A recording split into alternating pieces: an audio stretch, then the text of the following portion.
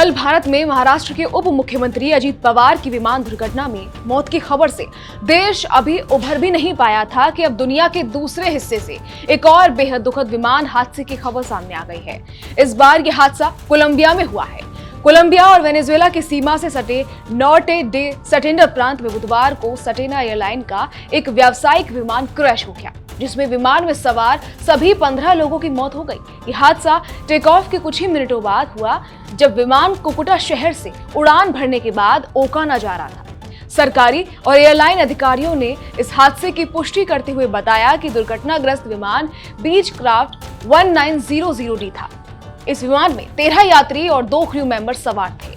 हादसे में जान गंवाने वालों में देश के एक मौजूदा सांसद और आगामी चुनावों में एक विधायी उम्मीदवार भी शामिल हैं। अब आपको बताते हैं कि हादसे से पहले हुआ क्या। ये विमान कोलंबिया के नॉर्टे डी सटेंडर इलाके के कुकुटा शहर से उड़ा था और दोपहर में ओकाना पहुंचना था, लेकिन उड़ान के कुछ ही वक्त बाद विमान का एयर ट्रैफिक कंट्रोल से अचानक संपर्क टूट गया।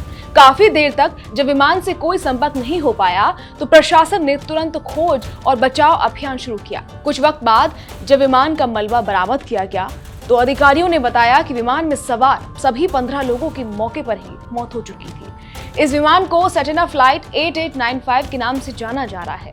इस दर्दनाक हादसे में कोलंबिया की चैम्बर ऑफ डेप्यूटीज के सदस्य डियोजेनेस क्विंट्रो और चुनावी उम्मीदवार कार्लोस साल्सेडो की भी मौत हो गई। बताया जा रहा है कि दोनों नेता अपने अपने राजनीतिक दलों की टीम के साथ यात्रा कर रहे थे। इस हादसे की खबर सामने आते ही कोलंबिया के राजनीतिक गलियारों में शोक की लहर दौड़ गई। स्थानीय विधायक विल्मर कैरिलो ने इस हादसे को बेहद दुखद बताया और लोगों से संयम बनाए रखने की अपील की। उन्होंने कहा कि शुरुआती राहत और बचाव कार्य अब शवों को बाहर निकालने की और उनकी पहचान करने के काम में बदल चुका है। जिस जगह ये विमान दुर्घटनाग्रस्त हुआ वो इलाका बेहद दूर दराज और पहाड़ी क्षेत्र है। ये इलाका वेनेजुएला की सीमा के पास स्थित है, जहां घना जंगल है और मौसम भी बहुत तेजी से बदलता है। अधिकारियों के मुताबिक इन हालातों की वजह से विमान के मलबे तक पहुंचने में काफी वक्त लग गया और खोज और बचाव कार्य में भी काफी मुश्किलों का सामना करना पड़ा।